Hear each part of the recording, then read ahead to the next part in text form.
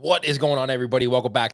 I am your host, Bruce, here with you for another episode of the show. Thank you so much for tuning in. Very much appreciated. Today, I'm going to talk about the three biggest mistakes I see local businesses make and why they make them and how you can fix it. These are the things that I've found from doing over 450 episodes of the podcast. So, doing this podcast, I've had the opportunity to talk to over 450 people, amazing entrepreneurs, not just in the pizza industry, but in the restaurant industry, in marketing, in local businesses, a wide variety of businesses that I've had the chance to talk to. And these are the things that I've noticed that they do that make them successful. And success is relative, right? And by success, I don't mean they're the busiest place in the world, but they're happy. They like what they do. They have a good business. They have a good life, business life balance, and they're happy with what they do. These are the three things. So the number one thing that I see local businesses do wrong is not putting any personality into their social media. It's the same old boring content. Now, let me get this to you. Let me just explain this a little bit. By boring content, I don't mean you have to be excited and super enthusiastic and phony on video. And you don't even have to necessarily do video. What I mean by boring content is the content that you put out on social media in the words that you use in the copy. You have your own voice. You have your own style of speaking. Use that in the words that you put with these posts. So if it's a picture of your pizza and you put that on Facebook or Instagram, don't be boring in the copy and be conservative and be very vanilla. Put your personality in there. Write like you talk. Okay? If you talk with jokes, then write with jokes. If you're a little zany, do that in your copy. Whatever you do in real life and however you would talk to somebody in real life without the camera on or without them judging you, that's how you should write in your copy. Too many people use the same wording over, do you want pepperoni or sausage on your next pizza? Please leave a comment. We would love to know. Everybody does that.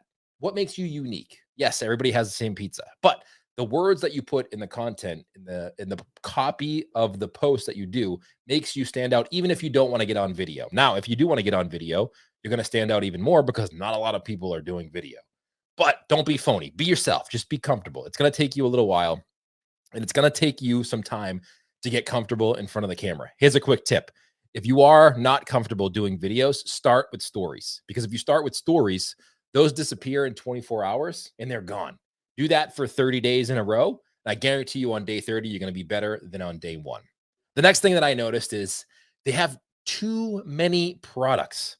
You can't be all things to all people. The quickest way to go out of business is to have so many products and try to please everybody. You got to be good or fantastic at one or two things. If you can be great at one or two things and then market effectively, you will dominate your market. You don't need to have all those 100 items on your menu. Look at your menu. I guarantee the 80-20 principle applies. 80% of your money that you make, your profit, comes from 20% of your items. Get rid of all that other bullshit. You don't need it. Life's too short, and there's too many obstacles in business to be worrying about pleasing everybody. So look at your menu, be fantastic at one, two, maybe three things, and get rid of everything else.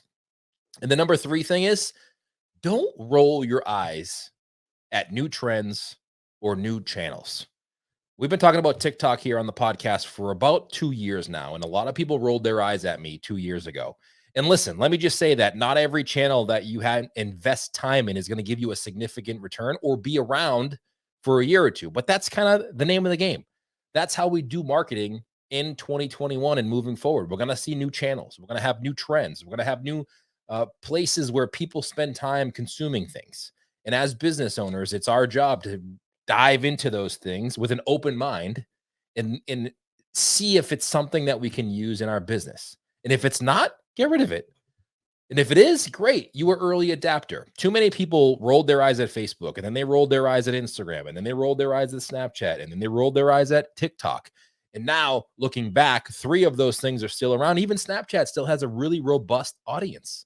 And if you were one of the ones who 4 years ago went into Snapchat and built an audience, you can still get eyeballs there. So it's not a waste of your time. You'd never want to look back and be like, hey, dang, I should have started on Instagram. If you're starting on Instagram in 2021, unless you just opened a year or two ago, you waited way too long. You missed the boat. It's changing. Don't let that happen to you on the next one. So don't roll your eyes at trends. see a trend that's coming, hop on it, and see if it's something that you can use in your business. A great way to see if a trend is useful in your area is to talk to the younger people who you work with, either your family members or people who you have as employees in your business. If they're young, they know the hottest new platforms and the hottest new trends. Don't ask them to do it for you, but just talk to them about it. Hey, what platform do you love? Where do you spend your time? Where are all your friends hanging out online? They all communicate online. So ask them. They will be a big resource for you to realize and understand what's working when it comes to technology and social media platforms. All right. I hope you enjoyed this episode of the podcast. Thank you so much for tuning in. If you could leave me a review, that would be fantastic. If you're watching this on Facebook or YouTube, give me the thumbs up, hit the subscribe button, and email me, Bruce at smartpizzamarketing.com. If you have a question or a content that you want us to produce here on the podcast or on YouTube, let us know. Or if you have a cool story, we want to talk to you, bring you on the podcast and share your story with all of our listeners. So thank you so much for tuning in. Appreciate you. And we'll see you next time.